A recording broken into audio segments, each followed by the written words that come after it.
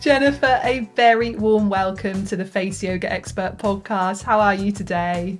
I am doing great and I'm so excited to be here. I'm very excited too. And we are going to talk all things nutrition, feeling good, wellness, skin, which I know I love talking about. And I know that this is your area of expertise too. We've never been so informed, but we've never been so misinformed as well. And especially around nutrition and wellness. And here's the thing, nutrition and wellness, it's a moving target. There's so many things to it. It's a moving target. I'd love to take it right back to the beginning to start off with and just ask about how you actually got into nutrition. Yeah, so I think like many of us, I was struggling with my own health. I was living in London at the time, was working in boutique fitness. This was back in 2011, probably. And I was having really bad gut health issues.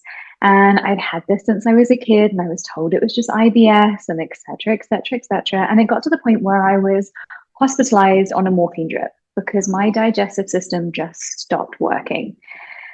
And, you know, I love the NHS, don't get me wrong. I live in a country without a national health service. I will never say a bad word about the NHS, but they are great for solving immediate problems. They are not great for optimizing health. So I was offered painkillers, muscle relaxants, all of the medications. And I was just like, you know what? I'm a healthy 30-year-old woman. This is not the route that I want to go down. So at that point, that's when I decided, hang on a second, this doesn't feel right for me. Let me explore some of my own options. And as that came about, and as I started to realize how much better I could feel with some really simple tips. And I mean, as the universe does these things for us, I was actually working under someone who was a holistic nutritionist and a biosignature modulation practitioner.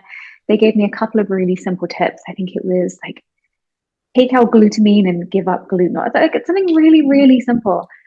And I was like, oh, this is how I'm supposed to feel. And I think if you haven't been in optimal health for so many years, you don't realize. And with that, I was like, well, these simple shifts, I can feel so much better. I want more of this. Like, oh, how great can I feel?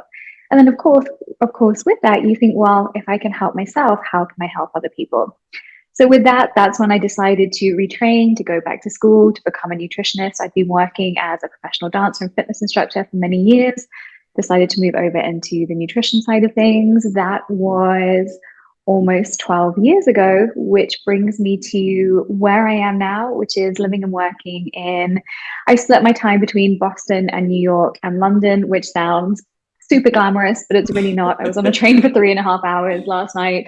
And that's really what I do. And then I got into beauty nutrition purely through, I don't believe in coincidence, but I was working as the nutritionist for a health retreat in Switzerland. One of our guests was a incredible dermatologist who's based in New York. And she said to me, we've been looking for a nutritionist for a long time, but haven't found the right fit. Would you be interested in coming to join us? And I was like, yes, absolutely. That was nearly 6 years ago now. So that's how I got into this more niche of beauty and skincare and what we call regenerative aesthetics. So talking about women 35, 40, et cetera, how do we optimize our body's regenerative processes through nutrition, through movement, through exercise, through sleep, through managing stress? And that's where I find myself today.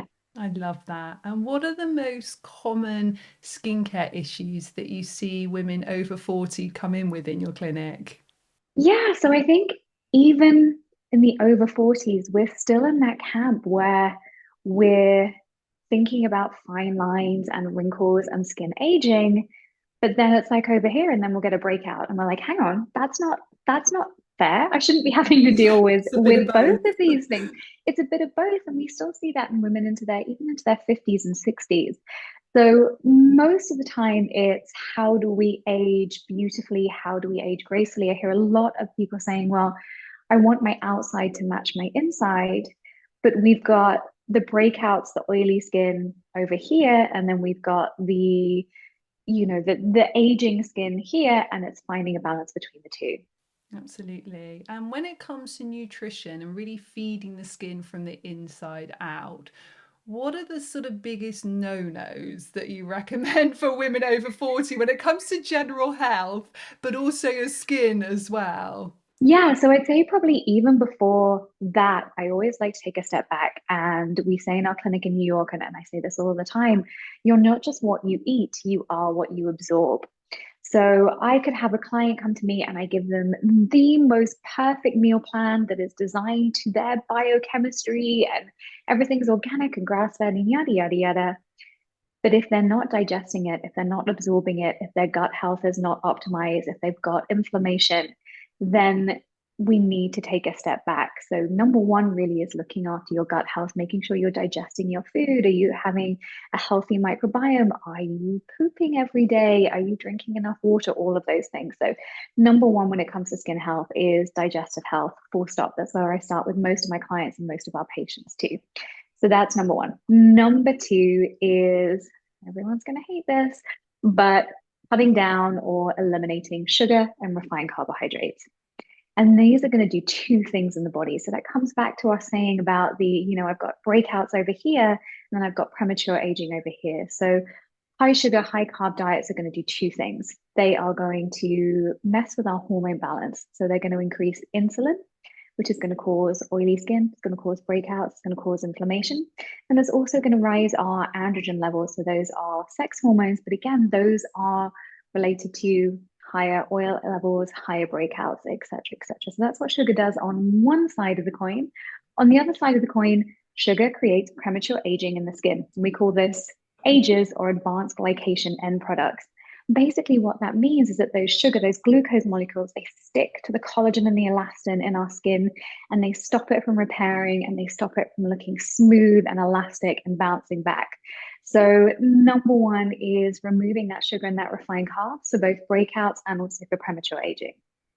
Great. I said about the no-nos, but I'd love to now know about the yes yeses. Yeah, this is So, always what this should is the we be fun part. adding? Yeah, exactly. Because we often think about what we need to eliminate. And yes, it's important to think about those things. But actually, a lot of the time, we can add things into our diet which are going to have such a big 100%. difference to our health and our skin. And mentally, I think that's a really great place to start. If you are listening to this and you are overwhelmed by the amount of information out there, because let's be real, there's so much information out there and it's not all great. If you're overwhelmed, if you're starting from scratch, I always tell people to think about what you can add in rather than you can take away. Because one, that feels more abundant, more joyful, more delicious.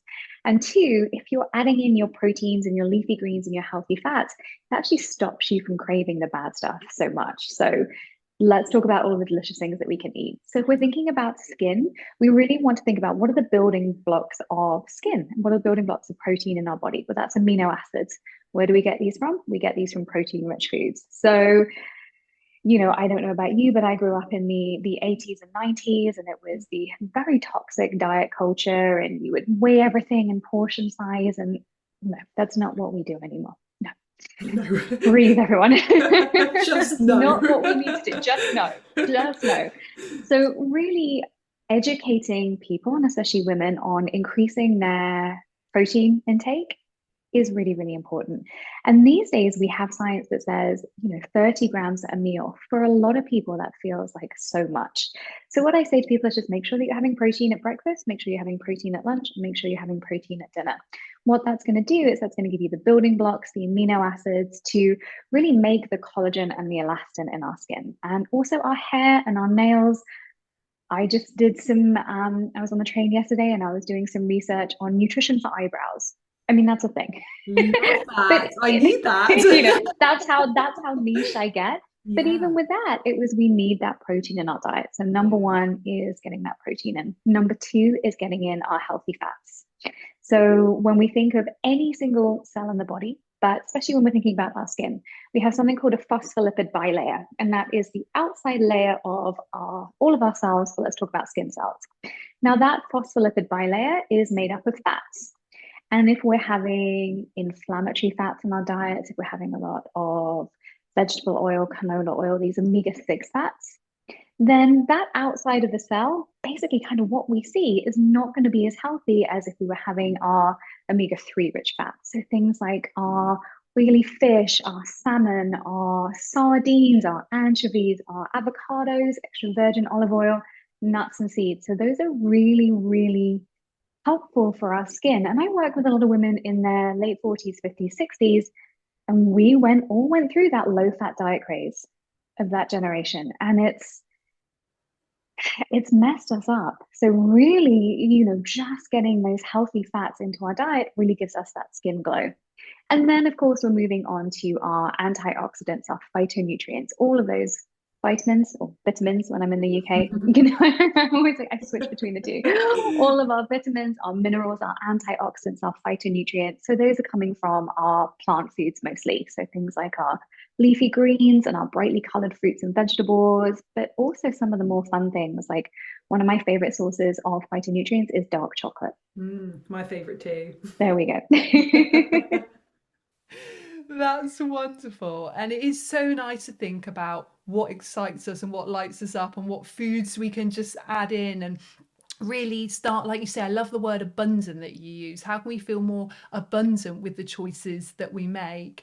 And how do you help people navigate? I mean, at the moment we're in what I call the information age. So there is so much information out there and it's so confusing. I mean, you can find not only studies but opinions on pretty much every food out there. So you could pick anything. You could pick an apple, for example, and actually say, okay, so there's benefits with eating an apple because of X, Y, and Z.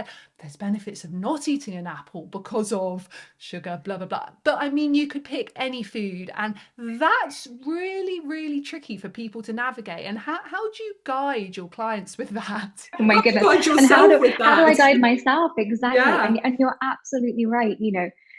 We've never been so informed, but we've never been so misinformed as well. Yeah. And especially around nutrition and wellness. And here's the thing, nutrition and wellness, it's a moving target. There's so many things to it. It's a moving target. And nutrition science is changing all of the time. So that's one thing. So what we were talking about 20 years ago is not what we're talking about today, and probably won't be what we're talking about in 20 years' time. So we have to think that we're doing the best we can with what we have. And that's another few things. Exactly as you say, some people are going to say an apple is amazing. It's full of all of these wonderful things. It's full of fiber for our digestive health. It's full of vitamin C, etc. And other people are like, oh, an apple is going to kill you. Yeah. So I always ask people to come from a place of common sense. For example, there's one of the viral things going around is that spinach is going to kill you. Spinach is not going to kill you.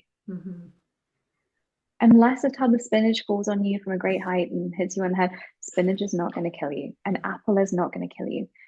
But neither is that thing going to save your life or take 20 years off 20 years off your skin. Yeah.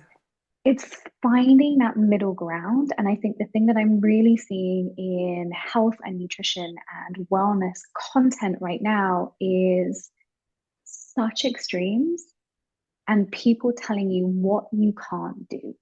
Yeah. Like wearing a bra is going to kill you. Wearing a bra is not going to kill you.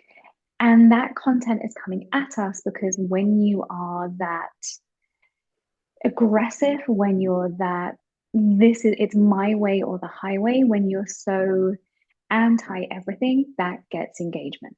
Yeah. So that's what we're seeing. So really those spinach will kill you, wearing a bra will kill you, holding a receipt will kill you. Ignore those posts like the plague. So that's number one, these things to ignore. Let me take some stress off your shoulders. Ignore those posts. Let's take all the stress off our shoulders. I'm ready for it. Like unfollow, mute, do not listen to those. The other one is if anything seems too good to be true, it usually is. Yeah.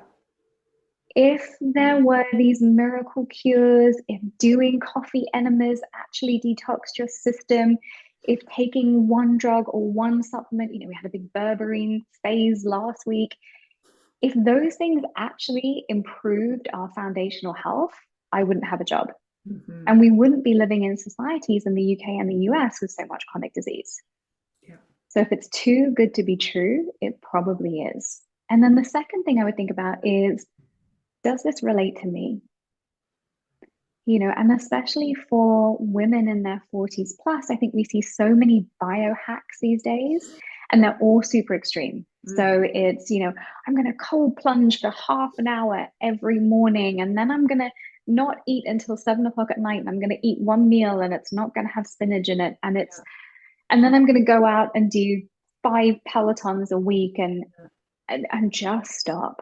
As you say that, I'm just thinking cortisol, Yeah, cortisol. exactly. I mean, but Just this too is much. it's Yeah. too much. And for a young man in his 20s with no responsibilities and nice stable hormones and a 24-hour rhythm, not a 28-day rhythm, fantastic. Yeah.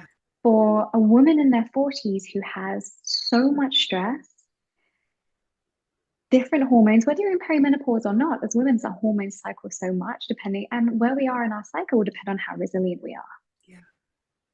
So if it's too extreme, it's probably not for you as well. So avoid the extremes, the no, you can't do this, the wearing a bra will kill you. Avoid the quick fixes and miracle cures, and avoid those super extremes of one meal a day, cold plunge every day. As women, our bodies are not set up for that. Yeah. So that's all the things to ignore. It's really hard to find the stuff that is good and good science. So I think someone who is, if something feels like common sense to you, probably means it's got some science behind it. Mm. Now, again, having said that, pretty much everything has got some science behind it. Reading clinical studies is so challenging, and finding good clinical studies are so challenging, especially in nutrition. Nutrition is such a difficult science because there's not a lot of money behind a study that says eating 8 servings of vegetables is good for you. No one's making money from that. And then also, nutritional studies are so difficult to do because there's so many confounding variables. So let's say you and I were put into a nutrition study and we were given, I don't know, let's say a vitamin D supplement, and that was the intervention. Your diet is going to be so much different from mine. Your health history is going to be so much different from mine. Your everyday stresses are going to be so much different from mine. Yet, how the vitamin D supplement works for you is going to be very different than works for me. And then the other thing about a lot of clinical studies, it's getting better, but they're mostly done on healthy men, usually between the ages of 18 to 35. Mm-hmm. I look at lab work day in, day out, and I see a lot of like cholesterol, for example. Yeah. Most of my women over 45 are coming back with slightly higher cholesterol than the standard norm.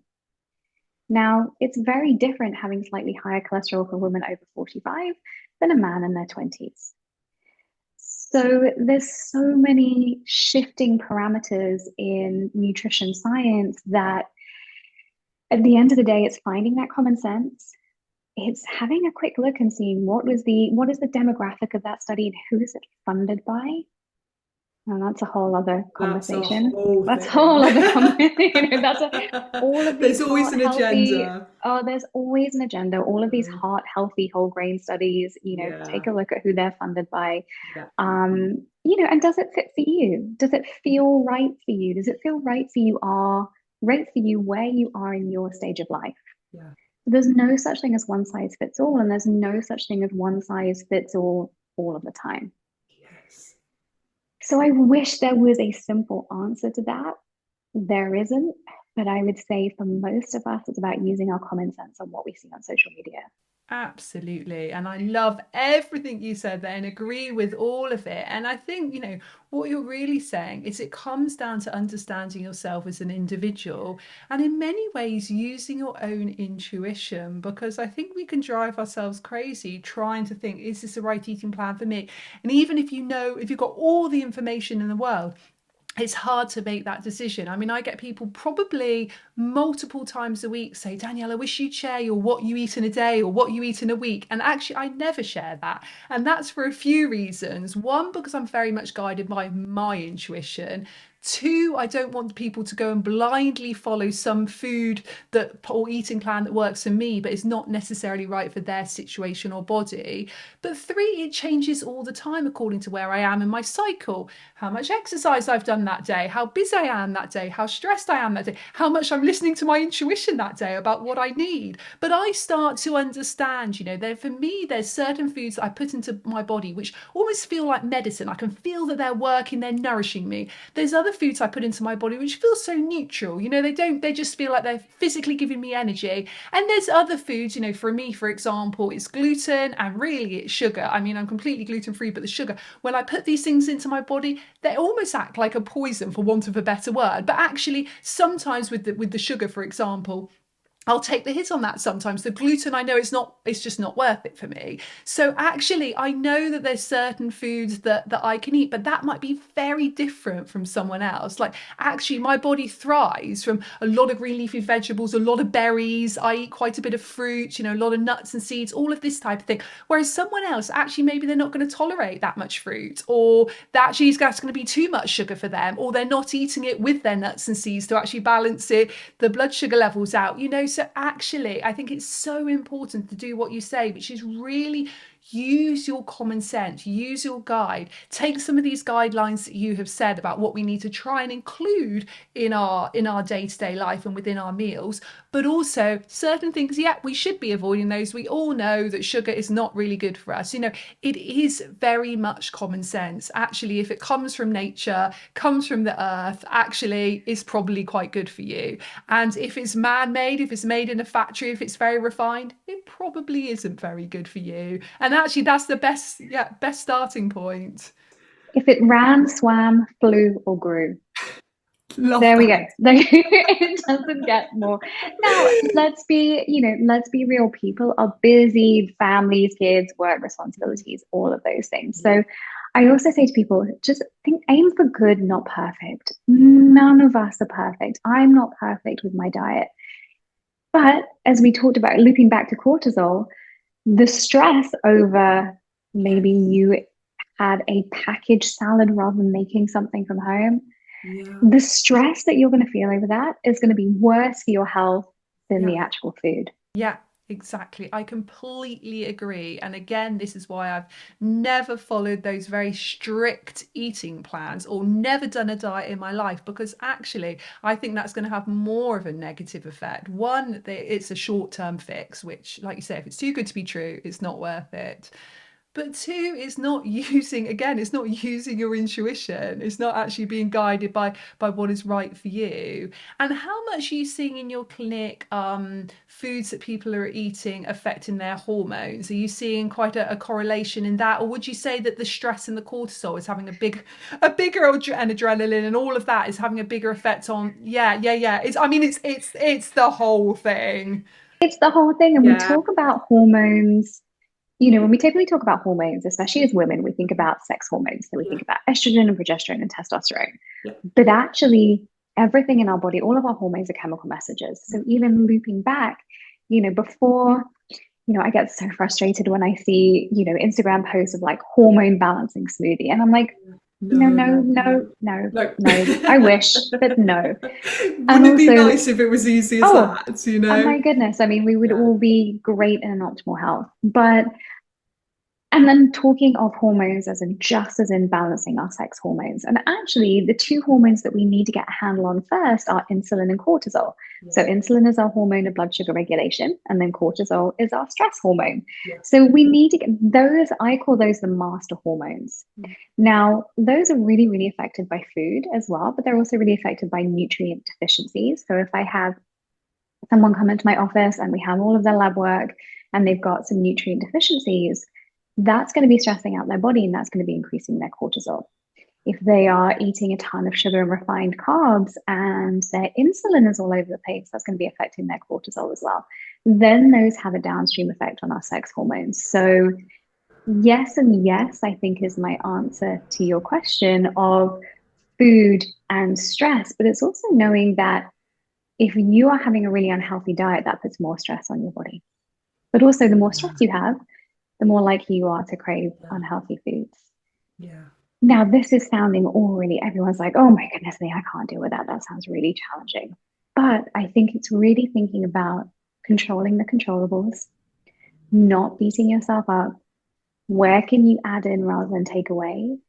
And also with stress management doesn't mean that you have to go on a silent retreat for a week. Yeah. Because I it's a mean, short, yes, I mean, yes, but it's a short-term fix again. It's like the diet a almost. It's like doing short-term a diet for fix. a week because actually when you Yeah, come back again, it's not sustainable long no, term. you have to learn how to manage your stress in your everyday life. And then I think you also have to not stress out about stress management. Agreed. This is something that I see with, I work with a lot of super busy, super successful women, and they just want to be good at everything. Yeah. So I might say to them, 1 10-minute meditation a day. And they're like, great, I'm going to do an hour twice a day. And then they get stressed out because they don't have the time to Yeah. do it. Yeah. It has to be manageable in your life. Now, I love things that make things easier. I have a PMF mat, which is wonderful for helping with those relaxing energies. Like anything that you can do to kind of, I will say hack that, Yeah. but it really is just if being quiet for 10 minutes isn't your thing, hang out with your dog, hang out with your children, get out in nature. Don't make your stress management stressful.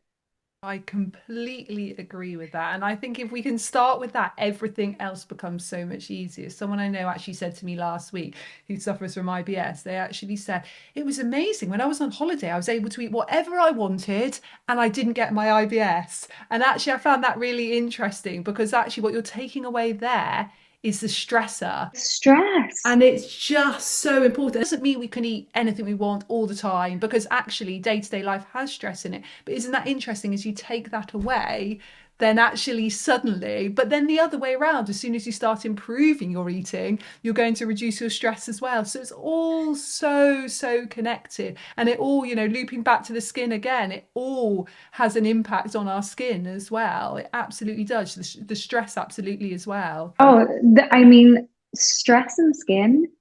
The visual that people always think about is when you look at US presidents Yeah. and you see their 4 years in term and they age about 10 years. Stress is so, stress breaks down our body in so many ways. So when we're stressed out, we use up way more of our nutrients. So when we're stressed out, we need more magnesium. But also when we're stressed out, our skin breaks down. It's catabolic to our body. So I will always use whatever motivates a client. So if my client is not making changes and I say to them, you know what, the amount of stress you're under, you're going to get fine lines and wrinkles. If that changes their behavior, I'm great about Yes. that. Because here's the thing, if you are healthy on the inside, it shows on the outside. Yeah. So whatever way we need to navigate and get you to make changes, if it's vanity, I am all about that. But if you are healthy, something I do when I'm working with a client, even, and a lot of that is on Zoom these days, is I'm looking at their skin. Yeah.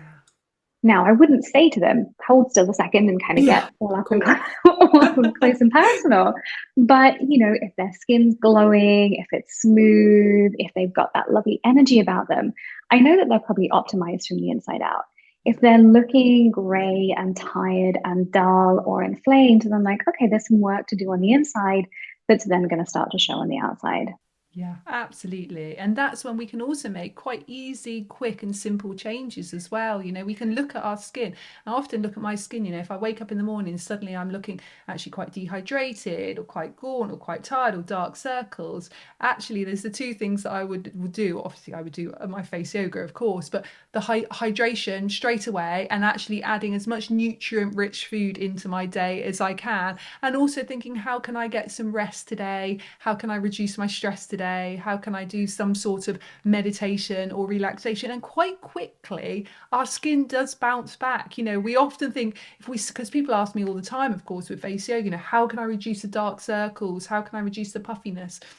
And there's some really great face yoga techniques you can do, but actually it is very holistic and it's actually very quick, the changes you can make. Actually, if you're taking a few days where you're cutting down the sugar, you're cutting out the caffeine, perhaps cutting out the alcohol, and actually you're having lots of fresh fruits and vegetables, lots of good quality protein, you're drinking lots of water, and you're taking a bit of time out for yourself, how quickly the skin can bounce. Yeah, absolutely. We're more resilient than we think we are. Yeah, no, absolutely. And I think the thing to remember is that our skin, our hair, and our nails, they really are the last in the pecking order for nutrients. Yeah. So what we almost have to do is have an abundance of those things. We have to have, oh, we have to be over nutricized. That's not a word, Yes. but you know, But it should but you know, be. but it should be, and we're going to make it one. Because if we're not getting enough nutrients in our diet, either because we're not consuming them or our body's not digesting and breaking them down enough, what's going to happen is our body will always prioritize, and thank goodness, our vital organs, our brain. When we're not getting enough nutrients in our diet, our immune function starts to suffer, our brain health starts to suffer, our hormone balance starts to suffer. But then the thing that our body really thinks is the least important thing, which we obviously disagree with, is our hair, skin, and our nails. Yes. So really, we have to have that abundance so the body goes, yep, I'm safe. I've got all of that good stuff. Now I'm going to use it for hair, skin, and nails. So it's really important to think about that. Absolutely. And final question, if you could share a tip for really feeling good on the inside and really feeling that sense of inner peace, what would your ultimate tip be? A hard That one, I is know. something that's a really hard one. I know. Um, Really, after everything that we've said, really becoming comfortable in your own skin and liking what you see in the mirror. And again, this is something I'm working on, believe me. And knowing that it's our differences, our quirks, I don't like to call them imperfections, but those things that make us not perfect are actually the things that make us beautiful. So having said all of that, it's about loving wherever you are, it's about loving what you see in the mirror, because when you do that, you're more likely to take better care of yourself. Absolutely. Jennifer, thank you so much. Where can people find out more about what you do? Yeah, absolutely. So you can find me jenniferhanway.com. I'm Jennifer Hanway on most channels. I am most active on Instagram. I put together a little PDF for all of the things that we've talked about. So if anyone wants to head over to Instagram at Jennifer Hanway, if they just DM me the words face yoga, I'll send them that PDF with some tips as well. Amazing. Jennifer, thank you so much. You've been such an amazing guest and such lovely, helpful information. Thank you so much for having me.